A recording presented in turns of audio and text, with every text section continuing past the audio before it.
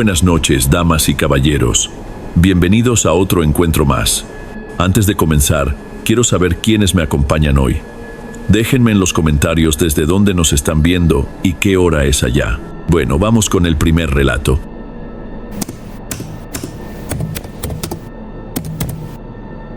Buenas noches, Derek.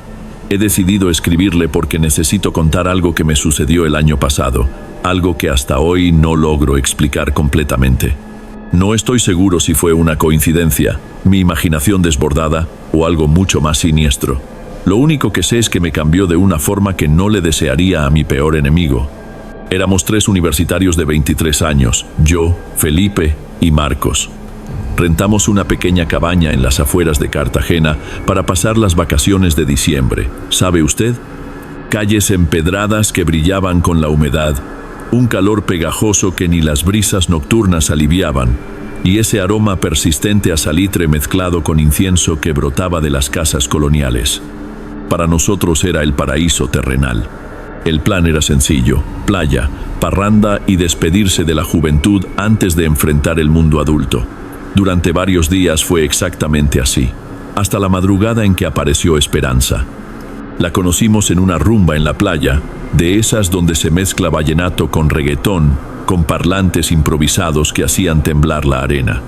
Recuerdo el vapor salado de la noche, el gusto amargo de la cerveza tibia, y fue allí donde la divisé. Llegó con unas amigas deslizándose por la arena como si levitara, con una serenidad que contrastaba con el bullicio circundante, cabello negro azabache, largo hasta la cintura, y unos ojos que parecían leer nuestros pensamientos más íntimos. En ese instante sentí algo perturbador. No fue simple atracción física, fue como una premonición, algo en las profundidades de mi ser, susurrando que eso traería desgracia. Se aproximó a nuestro grupo para solicitar fuego, pero ninguno de nosotros portaba cigarrillos. En vez de simplemente encogerse de hombros y retirarse, se detuvo y me observó fijamente. No era una mirada seductora, era más bien evaluadora. «Tienes un aura serena», murmuró con voz grave que se perdía entre la música. «Eso me fascina». No supe cómo reaccionar. Solo dejé escapar una risa incómoda y se marchó. Así de directo. Eso bastó para inquietarme durante toda la velada.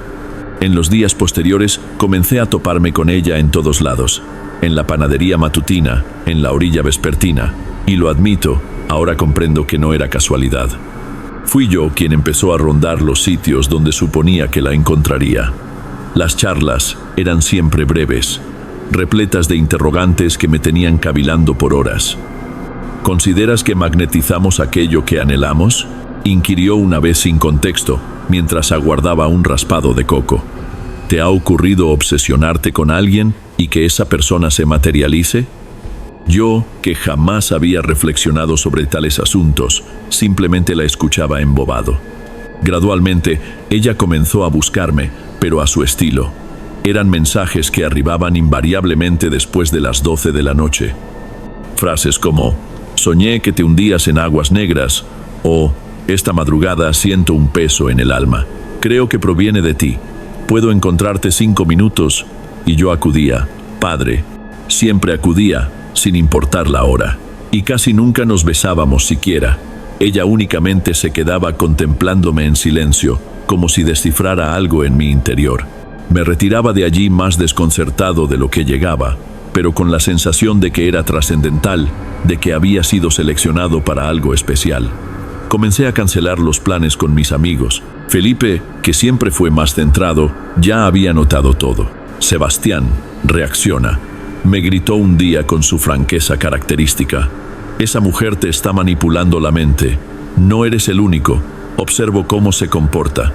«Dices eso porque no lo comprendes», le respondía ya defensivo. «Lo nuestro es especial». Poco sabía yo que lo nuestro era precisamente lo que ella deseaba que yo creyera que existía. El momento en que todo se torció realmente fue en una fiesta aproximadamente 2 semanas después. Ocurrió en la finca de unos muchachos que Felipe conocía superficialmente. La música atronaba, el ambiente cargado de sudor y perfume barato, y yo ya había bebido lo suficiente para estar desinhibido. Esperanza irrumpió en medio del salón con una blusa escarlata que parecía diseñada para su figura. Sonreía y conversaba con todos como si fuera la anfitriona. Yo solo la observaba desde la distancia, aguardando mi oportunidad.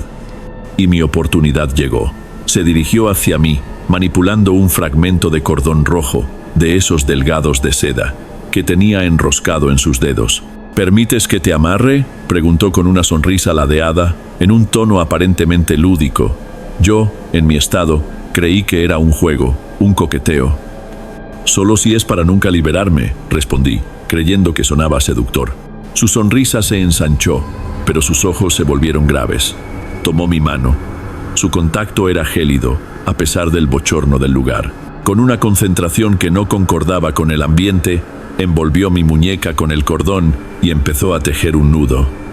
No fue un lazo simple, fue un nudo marinero, hecho para resistir.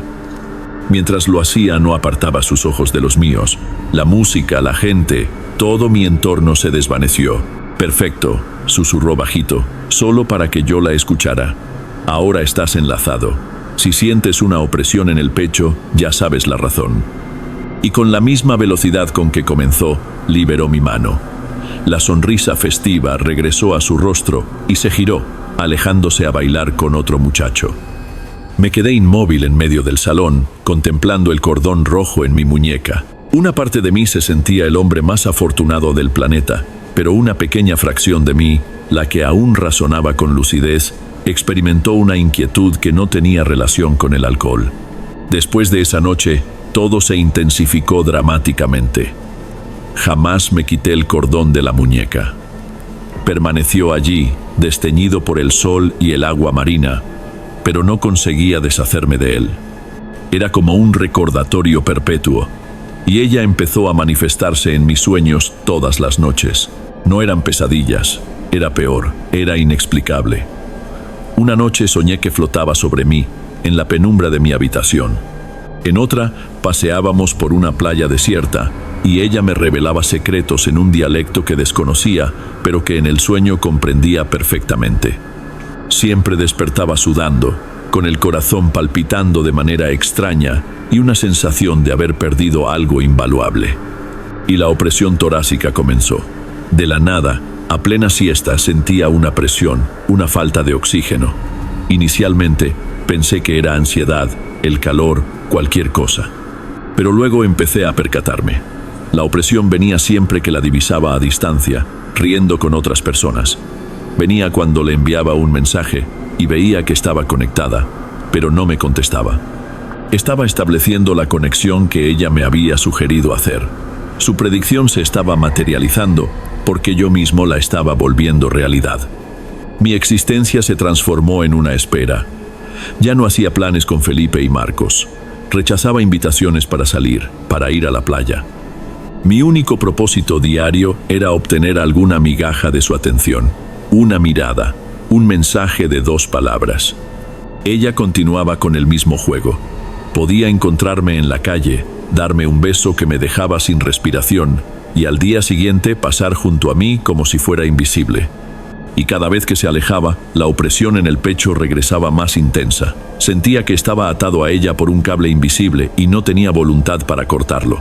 Supe que estaba perdiendo a Felipe antes incluso de admitírmelo.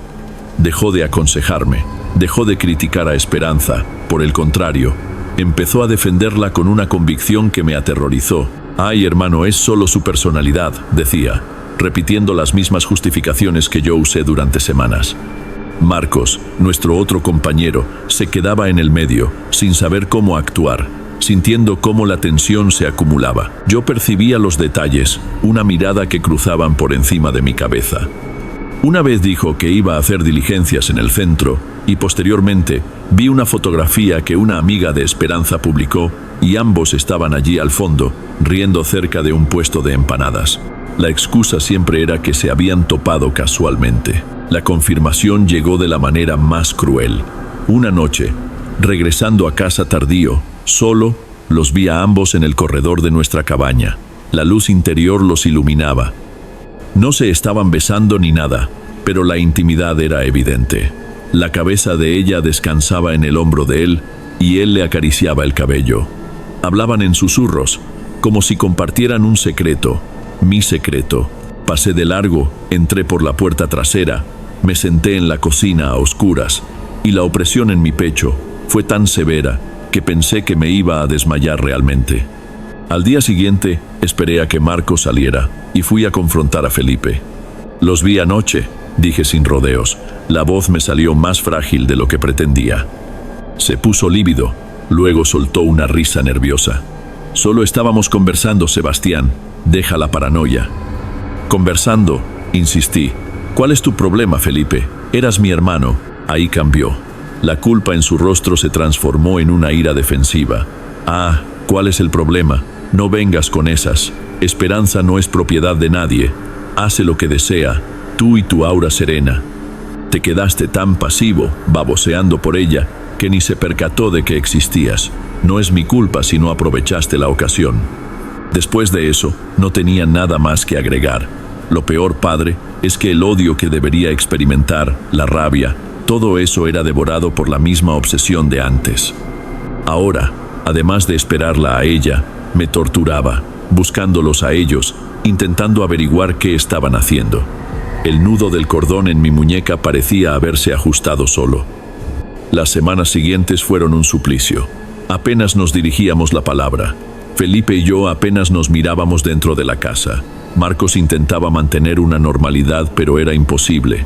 Nuestro viaje de ensueño se había convertido en un funeral. Supe que la relación entre ellos no perduró mucho más. Marcos me contó que los escuchó pelear ferozmente a la salida de un bar, que Felipe le había dicho que desapareciera. Y fue entonces cuando ella me buscó. Tocó nuestra puerta una noche cuando estaba solo. La esperanza que estaba allí no era la misma que yo conocía. El cabello estaba recogido descuidadamente, los ojos hinchados, el maquillaje corrido. No dijo nada, solo me abrazó con la fuerza de quien se está ahogando. «Te necesito», murmuró en mi oído. «No tengo a nadie más». Y allí, en la cocina de la casa, me confesó todo. Me confesó del embarazo, me confesó que Felipe se desentendió en el instante que lo supo, alegando que el hijo no era su responsabilidad. La ira que sentía hacia Felipe se mezcló con una lástima inmensa por ella, con un sentimiento enfermizo de triunfo. No sé cómo explicarlo. Era mi oportunidad, ni lo dudé. Fui con ella a una clínica en un barrio más retirado, un lugar con muros altos y ningún letrero en la entrada. Pasé mi tarjeta de crédito en la recepción sin siquiera preguntar el costo. Me quedé esperando en una silla plástica incómoda mientras todo sucedía detrás de una puerta blanca. Cuando salió, estaba pálida. No me miraba, simplemente se apoyó en mi hombro. La llevé al lugar donde se hospedaba y me fui en silencio. Después de eso vino el silencio, un vacío absoluto. Simplemente se esfumó. Ningún agradecimiento, ningún mensaje. Pensé que necesitaba tiempo, espacio para recuperarse. Lo respeté. Pasé días esperando una señal, hasta que una madrugada de insomnio, mientras navegaba por el feed de mi celular, vi una foto publicada por una amiga suya, una fiesta en una terraza cualquiera, y allí estaban ellos. Esperanza tenía el brazo alrededor del cuello de Felipe, riendo a la cámara como si nada en el mundo hubiera ocurrido. En ese momento, lo comprendí todo. Yo no era el plan B, yo era la herramienta, yo era el soporte emocional, el chofer, el cajero automático. Serví para solucionar el problema, para que tan pronto fuera posible, ella pudiera regresar exactamente al lugar del que nunca quiso marcharse. Me apagué. Pasé días dentro de la habitación, apenas comía.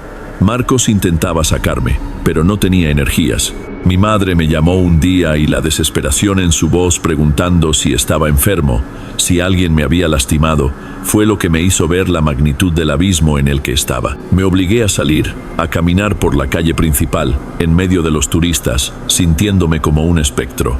Fue entonces cuando pasé junto a una señora sentada en un taburete al lado de un pequeño puesto que vendía hierbas y unas pulseras de semillas. Era una de esas figuras que vemos todos los días y nunca notamos. Pero ella notó el cordón deshilachado en mi muñeca. «Eso no es un accesorio, mijito», dijo con voz áspera, sin siquiera mirarme directamente. Me detuve sin comprender. «Es solo un cordón», respondí.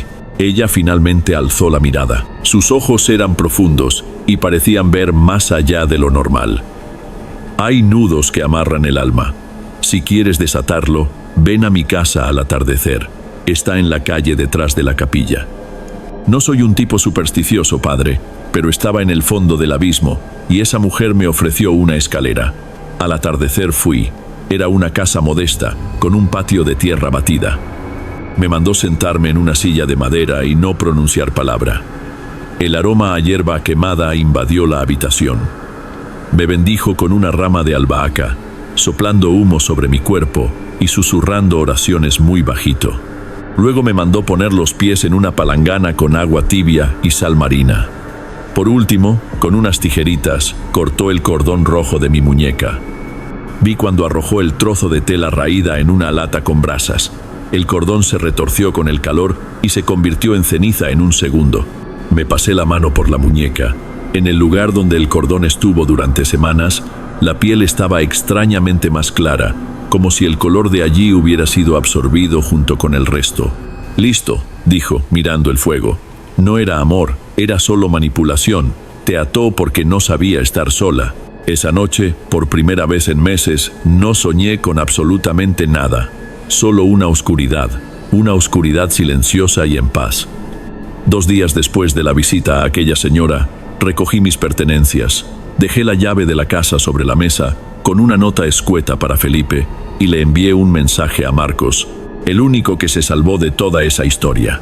Tomé un autobús y me fui de aquel lugar sin mirar atrás. Regresé a casa, retomé la universidad, conseguí un trabajo de medio tiempo, empecé a hacer terapia, a hablar de todo aquello, intentando poner cada cosa en su sitio. Nunca más volví a saber de Esperanza o Felipe. Bloqueé a todo el mundo que tenía alguna conexión con ellos en las redes sociales. Me aseguré de cortar cualquier puente entre mi pasado y mi presente, y durante mucho tiempo funcionó. De todo esto ya han pasado unos 3 años. Mi vida hoy es normal, hasta un poco monótona, lo que para mí es una bendición, pero la semana pasada ocurrió algo. Regresaba del trabajo, caminando por la calle, pensando en cualquier trivialidad, y pasé frente a una mercería. En la vitrina, entre hilos y botones, había un rollo de cordón de seda rojo, delgado, exactamente igual a aquel. Me detuve y lo sentí. Por un segundo, tal vez 2, la opresión regresó.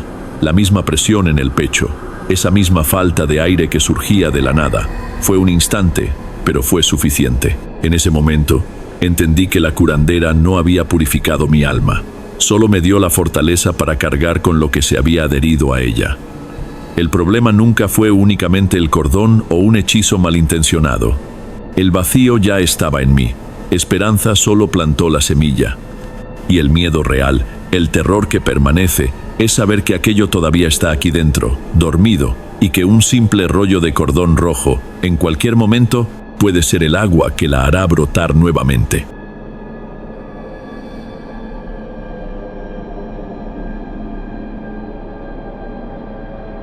Antes de ir al próximo relato, si eres nuevo por aquí, no te olvides de suscribirte al canal y activar la campanita para recibir las próximas historias. Tu presencia es importante y tu apoyo es esencial. Bien, vamos a continuar.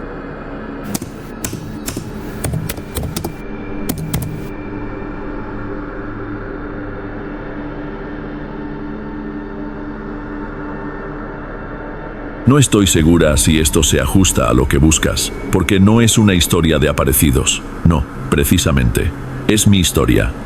Y hasta hoy, más de 30 años después, todavía me pregunto en qué momento todo se torció. Mi nombre es Carmen. En aquella época, a mediados de los 80, mi mundo entero se resumía en una sola persona. Mi hijo, Daniel, tenía 9 años, un pedacito de hombre con los ojos más brillantes que he conocido. Aquel día era un domingo, uno de esos días sofocantes y húmedos que dejan el pavimento del centro de Bogotá con olor a gasolina quemada. Le había prometido llevarlo a pasear después de regresar de una limpieza que hice en Chapinero, una promesa que repetía cada semana. Y claro, estaba el incentivo. Un helado de cono era todo lo que quería. Bajamos en la estación de Transmilenio de las Aguas, esa que parece un laberinto gigantesco por dentro, con multitudes yendo y viniendo por todas partes. Era la hora pico, recuerdo el estruendo, esa mezcla de conversaciones, de pasos acelerados y del rugido de los buses articulados, llegando y partiendo. Daniel me apretaba la mano con fuerza, con los ojitos muy grandes ante tanta muchedumbre. Para él, todo aquello era una aventura. Fue en el puente peatonal, en la subida hacia la otra plataforma. La multitud se intensificó repentinamente, un océano de gente empujando, ansiosa por abordar el próximo bus. Sentí su manita escurrirse de la mía. Fue por un segundo, un único segundo. Me volteé al instante, gritándole, pero la corriente humana ya me arrastraba hacia adelante. Cuando logré detenerme y mirar hacia atrás, hacia la entrada del puente, él ya no estaba. El pánico es algo extraño, padre. No es como en las películas. No gritamos inmediatamente. Primero viene una certeza helada de que aquello no puede estar ocurriendo. Luché contra la multitud, intentando regresar por el puente que subía, gritando su nombre cada vez más fuerte. La gente se apartaba. Algunos me miraban con fastidio, otros con lástima. Nadie se detenía. Llegué al vestíbulo principal. El corazón parecía que se me iba a salir por la garganta, un pitido en los oídos. Corrí de un lado para otro, su nombre desgarrando mi voz. Miraba el rostro de cada niño, sintiendo un alivio absurdo y una puñalada de desesperación cada vez que no era él. Fui hasta un vigilante de seguridad, un hombre con cara de pocos amigos, recostado cerca de los torniquetes. Intenté explicar con la voz quebrada. «Señor, mi hijo». Se me soltó de la mano un niño con una camiseta azul de fútbol. Él me miró de arriba a abajo, casi con hastío. «Señora, tiene que ir a la oficina de seguridad al final de la plataforma». La oficina era un cubículo asfixiante con un fuerte olor a tinto recalentado. Otro empleado más viejo escuchó mi relato sin mucho interés, anotando las cosas en un formulario. Nombre, edad, la ropa que llevaba. Parecía que estaba describiendo un objeto extraviado, no a mi hijo. Hablaba por el radio con una voz arrastrada, sin urgencia. Para ellos era solo un día más, un incidente más. Para mí, el mundo acababa de dejar de girar. Con el tiempo, el pánico se transformó en un dolor sordo, constante. Se notificó a la policía, se hizo un reporte de desaparición. Parecía que algo estaba sucediendo, ¿sabes? Pero los días se convirtieron en una semana, luego en 2. El teléfono no sonaba. Las visitas a la estación se convirtieron en un ritual inútil. El inspector encargado del caso, al principio atento, ahora apenas me miraba a los ojos. Yo era solo una carpeta más en la montaña de tragedias de la ciudad. Fue entonces cuando me di cuenta de que estaba sola en esto. Comencé mi propia búsqueda. Hice hacer cientos de copias de la mejor foto que tenía de Daniel, una en la que sonreía tanto que casi cerraba los ojos. Pegué aquellos papeles en cada poste, en cada cartelera de las estaciones de buses, en cada muro sucio del centro. Desaparecido. Aquella palabra se convirtió en parte de mí. Su cuarto seguía igual, la cama tendida, los pocos juguetes en el estante. A veces entraba allí solo para sentir su olor que todavía permanecía en la almohada. Era una tortura, pero era lo único que me mantenía cuerda. O quizás era lo que me estaba enloqueciendo, no sé decir. El mundo había seguido adelante. La gente iba a trabajar, reía, vivía, y yo estaba atrapada en aquel domingo, en aquel puente peatonal, con el nombre de mi hijo martillando en mi cabeza. Pasaron casi 2 meses. A esas alturas, ya casi no tenía esperanza. Había vuelto a trabajar más por necesidad que por ganas. Vivía en automático. Un día, a la hora del almuerzo, hojeaba uno de esos periódicos sensacionalistas, llenos de desgracias, que se compran en los semáforos. Y fue allí donde lo vi. El titular era pequeño, apretujado entre la publicidad de una droguería y el resultado del fútbol. Hablaba de un habitante de calle encontrado muerto en los túneles de mantenimiento del sistema Transmilenio. El artículo era vago. Decía que el cuerpo tenía heridas extrañas, como si hubiera sido atacado por animales, quizás perros o ratas grandes. Sentí un malestar, pero aparté el pensamiento. ¿Qué relación tendría una cosa con la otra? Ninguna. Era mi cerebro cansado y desesperado, intentando crear conexiones donde no existía nada. La ciudad era un lugar violento, especialmente para quien vivía en la calle. Era una tragedia, sí, pero no era la mía. Solo que una semana después sucedió de nuevo, otro cuerpo en las mismas circunstancias. Esta vez la noticia tuvo un poco más de repercusión. El periódico mencionaba la preocupación de los empleados del Transmilenio por la seguridad de los túneles, un lugar que debería ser inaccesible. Esta vez se usó la palabra destrozado. Leí aquella palabra y sentí el sabor amargo del café subir por la garganta. Era un miedo diferente al de la pérdida. Era un miedo sucio que no sabía nombrar. El timbre sonó un martes por la noche. No esperaba a nadie. Cuando abrí la puerta, era el inspector Vargas, el policía que se encargó del caso al principio. Parecía más viejo, más cansado de lo que recordaba. No llevaba uniforme. ¿Puedo entrar, doña Carmen?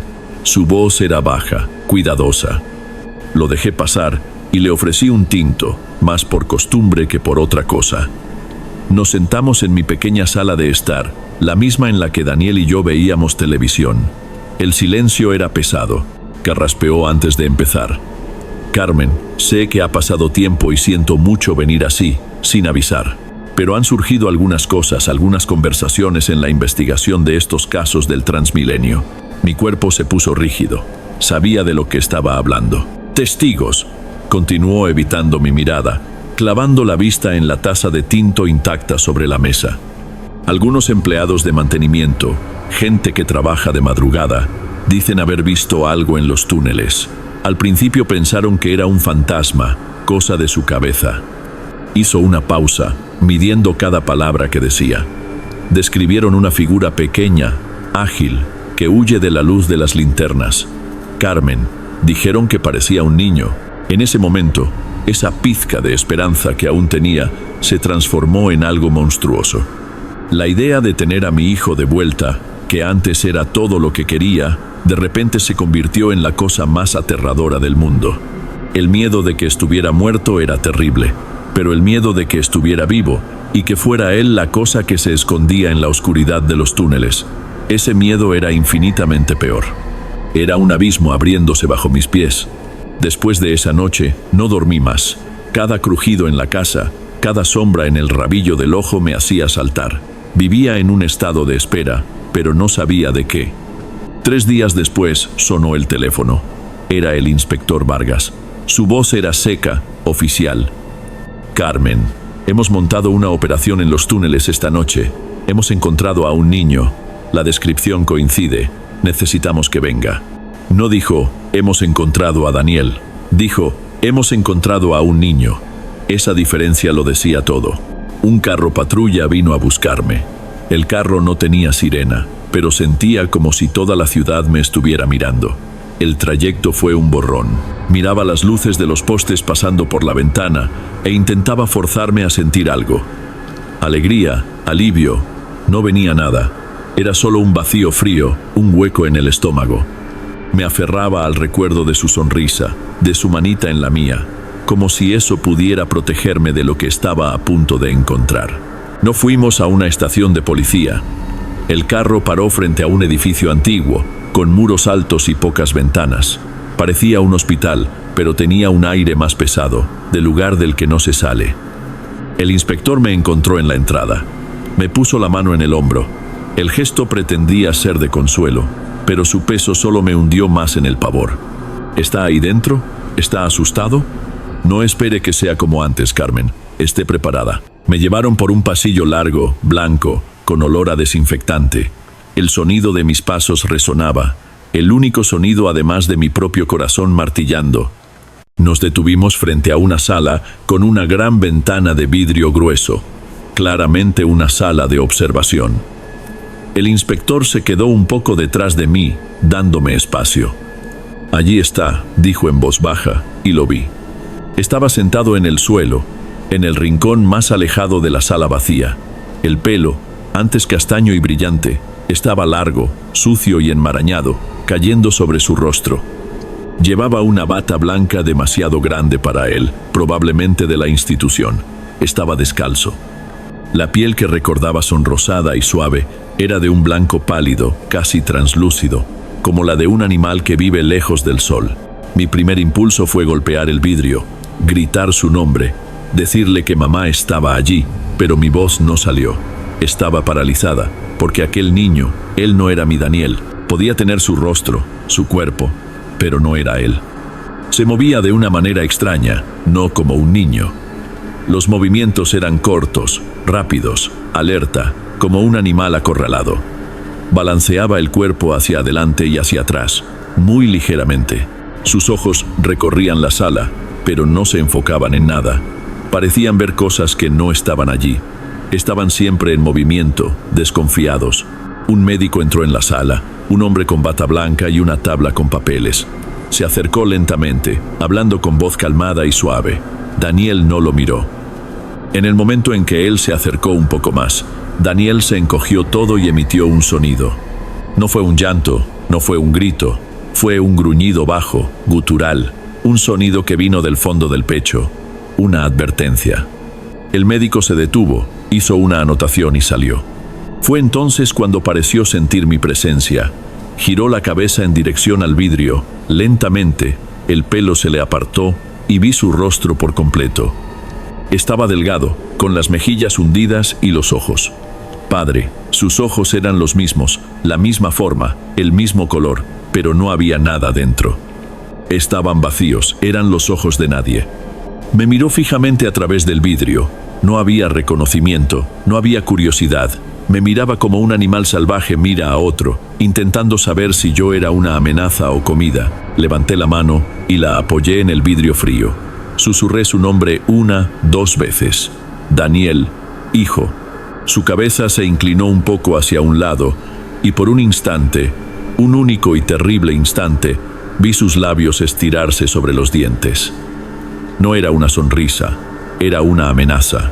En ese momento me derrumbé. Fue un llanto sin sonido, de esos que te desgarran por dentro, mientras el inspector Vargas me sostenía por los hombros, alejándome de aquella ventana, alejándome de lo que quedaba de mi hijo. Daniel nunca fue acusado de nada. El informe psiquiátrico hablaba de desconexión profunda con la realidad y trauma severo. Palabras técnicas para decir que mi hijo se había roto por dentro de una manera que no tenía arreglo.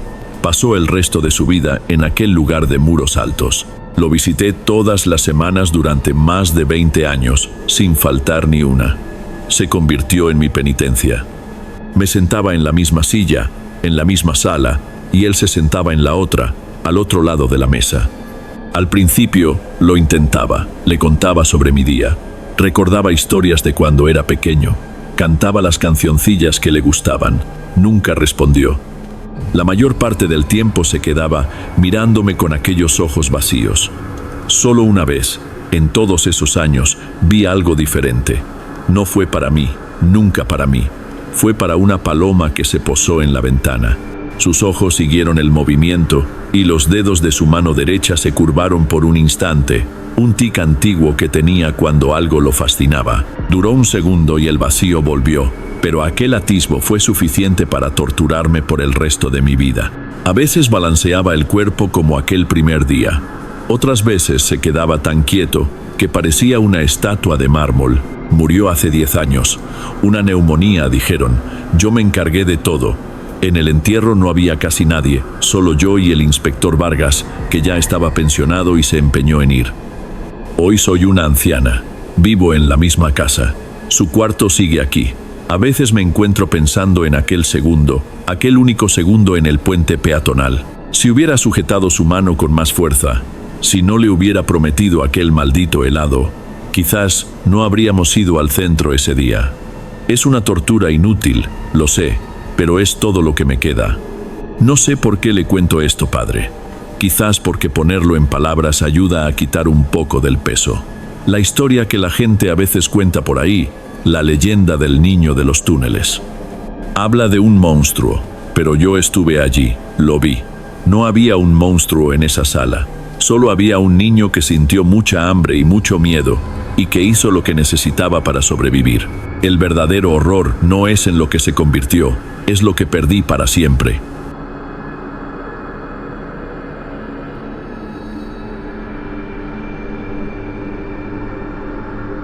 Si te están gustando los relatos, no te olvides de dejar ya tu like, es muy importante. Bueno, vamos a continuar.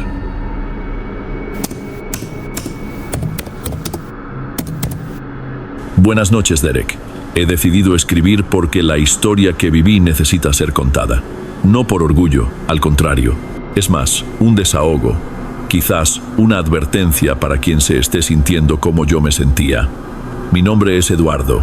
Mi vida, antes de que todo sucediera, era de esas que no dan para una novela. Era monótona. ¿Conoce esa sensación de despertar y que el día ya nace agotado? Era eso, todos los benditos días. Vivía solo en un apartamento pequeño, en un barrio lleno de bloques idénticos. Y mi camino era siempre el mismo, del cuarto a la cocina, de la puerta al ascensor, del ascensor a la calle y al apretujón de la buseta de las 6:30 de la mañana. Allí dentro era siempre lo mismo, un océano de gente con la misma cara de sueño y de quien preferiría estar en cualquier otro lugar. Yo era solo un rostro más allí en medio, apretado contra la ventana, viendo la ciudad pasar como un borrón. El trabajo tampoco ayudaba. Pasaba 8 horas al día en un escritorio dentro de una oficina que parecía una pecera, mirando la pantalla de una computadora. El servicio era mecánico, repetitivo, hacía todo en automático, y nadie parecía notar si estaba allí o no. Mi jefe pasaba a mi lado, y su mirada me atravesaba como si yo fuera parte del mobiliario. Yo era, para todo el mundo allí, completamente invisible. Y lo peor es que me había acostumbrado. En el fondo, pensaba que la vida adulta era eso mismo, una joda, pero una joda predecible, una rutina segura, sin sobresaltos y principalmente sin ninguna emoción. No imaginaba que, por desear tan desesperadamente salir de ese vacío, acabaría cayendo en un abismo mucho más profundo. Un sábado, no aguantaba más mirar las paredes de mi apartamento. Necesitaba salir, ver gente y sentir un poco de vida. Fui a caminar sin rumbo por la Candelaria y acabé en una de esas ferias de antiguallas que brotan en las plazas los fines de semana.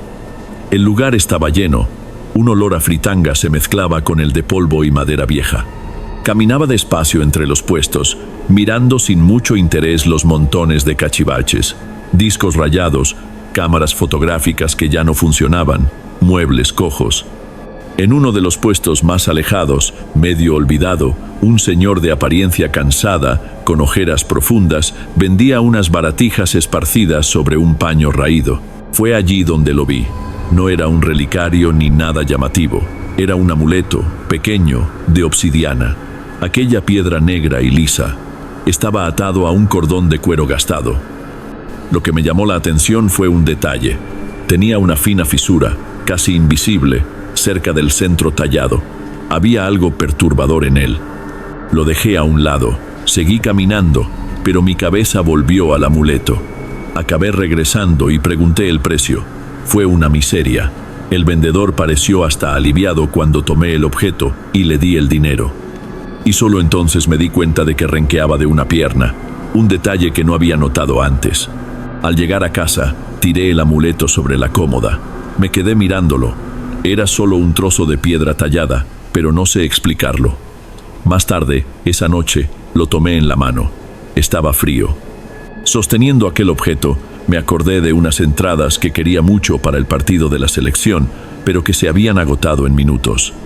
Por puro sarcasmo, más para burlarme de mi propia mala suerte, murmuré para mis adentros: vale, pues que consiga un par de entradas para ese partido. A la mañana siguiente, abrí mis correos electrónicos y tenía un mensaje de un sitio de promociones al que ni recordaba haberme registrado. El título decía: felicitaciones, has sido el ganador. Había ganado exactamente 2 entradas. Me quedé helado. Mi primer pensamiento fue que era una coincidencia extraña, pero en el fondo, otra voz más incómoda me decía que no. No podía ser una coincidencia. Padre, necesito ser sincero. Después del shock inicial, lo que vino fue una alegría, una emoción que nunca había sentido en mi vida. Pasé unos 2 días sin atreverme a tocar el amuleto de nuevo. Se quedaba allí en la cómoda, y yo lo miraba con una mezcla de miedo y expectación. Aquella idea de que yo era un don nadie estaba siendo puesta a prueba. ¿Y si realmente podía cambiar las cosas?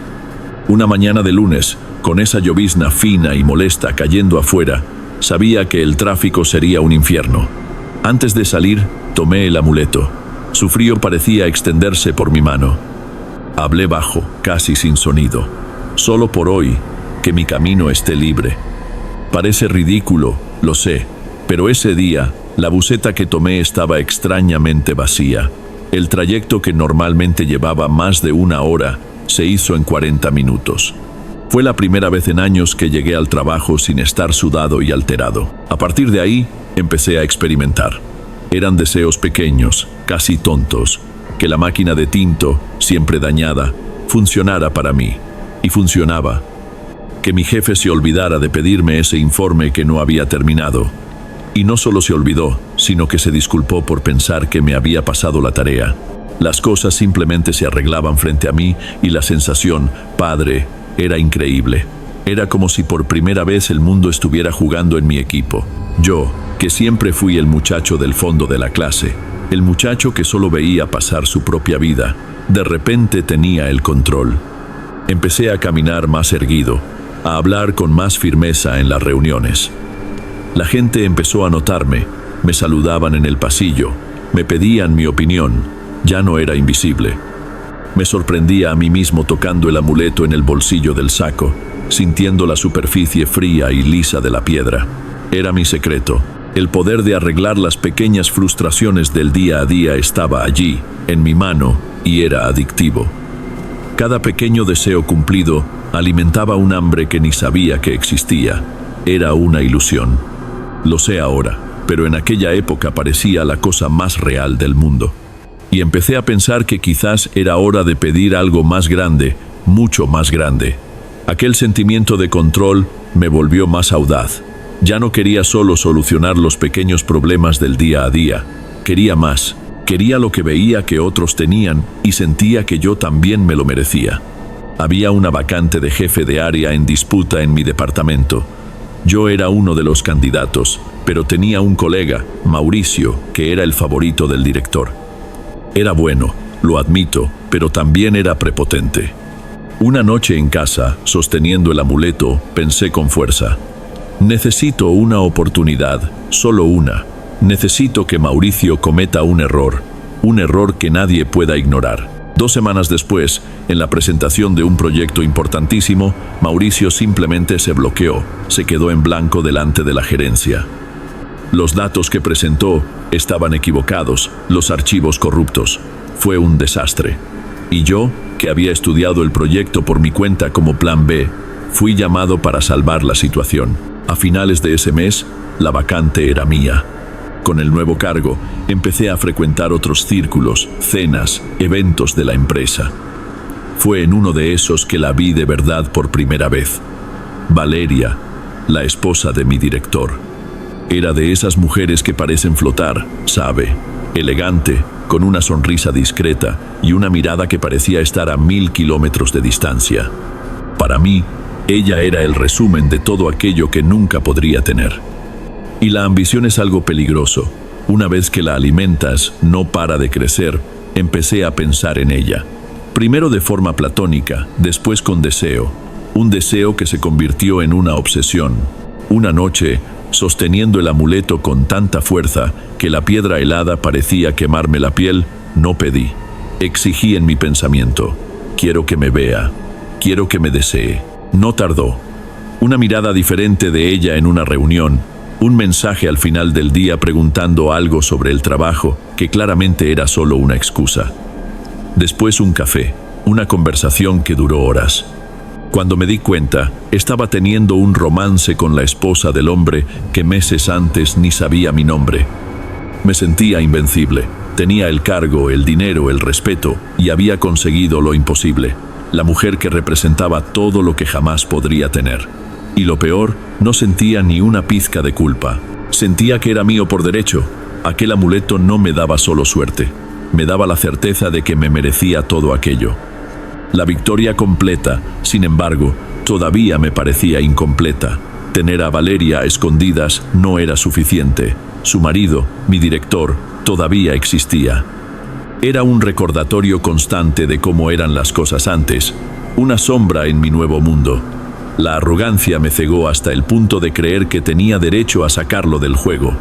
Una noche con Valeria en casa, ella se quejaba de él, de la forma en que la trataba, de las humillaciones. Aquello fue la excusa que necesitaba para no sentirme un monstruo. Después de que ella se durmiera, tomé el amuleto. El deseo fue más oscuro, más cruel que todos los demás. Deseé su ruina completa. Pensé en malversación de fondos, en fraude, en un escándalo que lo destruyera para siempre. Y sucedió rápido, de una manera que daba miedo. En menos de 2 semanas, la empresa pasó por una auditoría sorpresa. Se filtraron correos electrónicos. Descubrieron un esquema de facturas falsas que, por ironía, existía de verdad, pero que nadie nunca había notado. Mi director fue despedido, escoltado fuera del edificio. Fue el tema de la ciudad por unos días. Con él fuera del camino, Valeria se mudó a mi apartamento. Al principio, fue la realización de un sueño, pero poco a poco las cosas empezaron a cambiar. Aquella mujer elegante y misteriosa fue desapareciendo, dando lugar a una persona pegajosa, celosa, de una manera enfermiza. Tenía ataques de ira por nada. Y lo más extraño, a veces respondía a preguntas que yo solo había hecho en mi cabeza. Una vez me miró y dijo: «Estás pensando en cómo todo sería más fácil si yo fuera más callada, ¿verdad?». Y soltó una risita seca. Yo lo negué, claro, pero sentí un escalofrío de verdad. La convivencia se convirtió en un infierno. Fue ahí cuando miré el amuleto y por primera vez sentí miedo de verdad. Decidí que ya era suficiente. No necesitaba más aquello. Una madrugada, tomé el carro y conduje durante más de 1 hora hasta un caminito de tierra que terminaba cerca de un río sucio y estancado. Salí del carro, sentí el amuleto helado en la mano y lo arrojé con todas mis fuerzas al agua oscura. Sentí un alivio tan grande que parecía que por fin podía respirar bien. Volví a casa y dormí profundamente. Un sueño sin sueños. Cuando me desperté a la mañana siguiente, miré la mesa de noche y allí estaba. El amuleto de obsidiana, seco, limpio, con la misma fisura de siempre, como si se estuviera riendo de mí. Fue en ese momento que el pavor de verdad comenzó. Yo no tenía el control, nunca lo tuve. El pavor me volvió irracional. En los días siguientes, intenté de todo para deshacerme de esa cosa. Intenté romperlo con un martillo. La herramienta rebotó con una fuerza absurda y casi me golpea en la cara. Intenté quemarlo en el fuego de la estufa. La piedra ni siquiera se calentó, pero el olor a gas fue insoportable durante horas. Lo enterré en la matera de una planta en el balcón y a la mañana siguiente allí estaba, sobre la tierra removida, como si hubiera salido de dentro de la tierra. El amuleto no se iba, pero lo peor no era eso. Lo peor es que, aunque ya no pedía ningún deseo, las cosas a mi alrededor comenzaron a desmoronarse, y de una manera fea. Tenía un gran amigo, Rodrigo, que conocía desde la universidad. Era ese amigo del alma, del asado del domingo, de decir bobadas para despejar la mente. Un día, simplemente dejó de responder a mis mensajes. Me pareció extraño, pero insistí. Su hermana me atendió llorando. Dijo que Rodrigo había tenido un brote psicótico en medio del trabajo, que decía cosas sin sentido y que estaba internado en una clínica de reposo. Fui a visitarlo, claro. En cuanto entré en la habitación y me vio, comenzó a temblar incontrolablemente. Se encogió en la cama y gritó a la enfermera que me sacara de allí. Su mirada no era de rabia, era de pánico, como si yo fuera la causa del mal que le había afectado. Después fue mi hermana. Me llamó para contarme una buena noticia sobre un viaje que iba a hacer. Hablamos unos 20 minutos. 2 horas después, su marido me llamó desesperado. Ella había sufrido un accidente doméstico tonto. Resbaló en la alfombra del baño y se quebró la cadera. Más tarde, desde el hospital, me mandó un mensaje. Eduardo, lo siento, pero no me llames por un tiempo. Después de hablar contigo, sentí algo horrible, una opresión en el pecho. Sé que no tiene sentido, pero por favor, solo dame un tiempo. La gente empezó a alejarse. Compañeros de trabajo cambiaban de acera para no cruzarse conmigo. La señora de la panadería, que siempre me daba los buenos días con una sonrisa, pasó a atenderme con la cara seria, apenas mirándome. Me estaba convirtiendo en una plaga. Valeria en casa empeoraba cada día, hablando sola con los ojos vidriosos. Fue una noche, viendo su estado y recordando la mirada de pánico de Rodrigo y el mensaje de mi hermana, que todo encajó en mi cabeza con la claridad de una pesadilla. La cuenta por mis deseos estaba llegando, solo que no era yo quien la estaba pagando, eran ellos, todos ellos. El amuleto se estaba alimentando de la felicidad y la cordura de cada persona que amaba. La desesperación me llevó a los rincones más extraños de Internet. Pasé madrugadas en foros de ocultismo, leyendo relatos de gente que, como yo, se había involucrado con objetos que no deberían existir. La mayoría eran tonterías, pero fue en uno de esos hilos, enterrado en páginas y más páginas de discusión, donde vi una referencia. Alguien mencionaba de paso a una señora en una galería en la Macarena que entendía de cosas que se pegan a uno. Al día siguiente fui para allá. El barrio era un hormiguero de gente, un contraste inmenso con mi silencio interno. Encontrar la tal galería fue difícil. Era un lugar antiguo, con tiendas de productos importados y olor a especias diferentes. Tuve que preguntar con la boca seca a un comerciante que me miró de una manera extraña y señaló una escalera estrecha en la parte de atrás. El lugar no era aterrador, era solo un apartamento pequeño y sencillo, con olor a aromática y a alcanfor. La señora que me atendió era muy anciana, pequeña, con el pelo completamente blanco y unos ojos que parecían verlo todo. No necesité hablar mucho. Saqué el amuleto del bolsillo y lo puse sobre la mesa entre nosotros. Ella no tocó el objeto, simplemente lo observó durante un largo tiempo, con la cabeza ligeramente inclinada. Finalmente, levantó la mirada hacia mí y dijo con una voz tranquila, lo que lo hacía todo aún más extraño: esto es un vampiro, no da nada gratis, les quita a los otros para darte a ti, quita la suerte, la paz, la salud, hasta el alma. Quisiste tener una vida llena y está vaciando a todos a tu alrededor para llenar tu vacío. Empecé a llorar allí mismo, algo que no hacía desde niño. Imploré, pregunté qué podía hacer, si había un ritual, una oración. Ella negó con la cabeza. No hay oración que deshaga lo que quisiste con el corazón. Cada cosa que ganaste con esto creó una raíz. Para deshacerte de él, necesitas cortar cada una de ellas. Necesitas devolverlo todo, renunciar, no solo en la cabeza, sino en la vida. Seguir el consejo de aquella señora fue la cosa más difícil que he hecho en mi vida. Empecé por Valeria. La conversación fue una pesadilla. Intenté terminar. Le dije que ya no podía más. Ella gritó, lloró, me acusó de haberla usado. En el fondo, era verdad. Verla allí rota, sabiendo que yo era la causa, fue un dolor que no sé describir. Se fue al día siguiente, insultándome. Nunca más la vi. Después fui al trabajo. Pedí la renuncia del cargo de jefe para el asombro de todos. Hablé con el personal de recursos humanos y les dije que no merecía la promoción, que mi rendimiento en el proyecto había sido una farsa. Pensaron que estaba teniendo un colapso nervioso. En cierto modo, lo estaba. Tomé todo el dinero extra que gané con el aumento y lo doné a una fundación de caridad cualquiera, sin siquiera tomar el recibo. Vendí el carro que había comprado.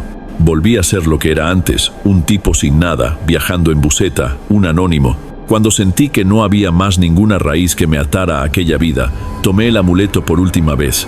No sentí su frío. Yo mismo estaba helado por dentro. Volví a aquella misma carreterita cerca del río.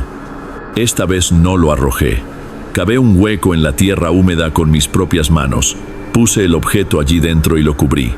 Cuando la última palada de tierra lo cubrió, juro que oí un sonido bajo, como un suspiro que venía del suelo, y todo el calor pareció abandonar mi cuerpo de una vez. Me quedé allí sentado en el suelo hasta el amanecer. A la mañana siguiente, por primera vez en meses, me desperté sintiendo silencio. Pero no era paz, era un silencio hueco, como el de una casa vacía donde antes había vida. El amuleto se fue, pero se llevó con ella el eco de todo lo que yo era. Pero qué libertad es esa, padre. Es una libertad amarga. Lo perdí todo. Mis amigos ya no me hablan, mi familia me mantiene a distancia.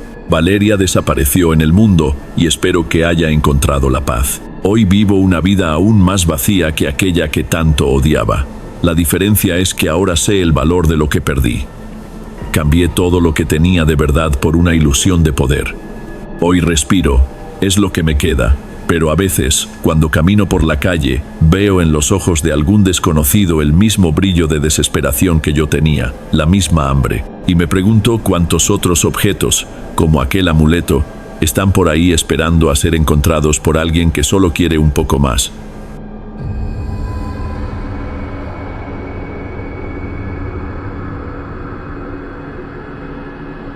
Bueno, amigos, estos fueron los relatos de hoy.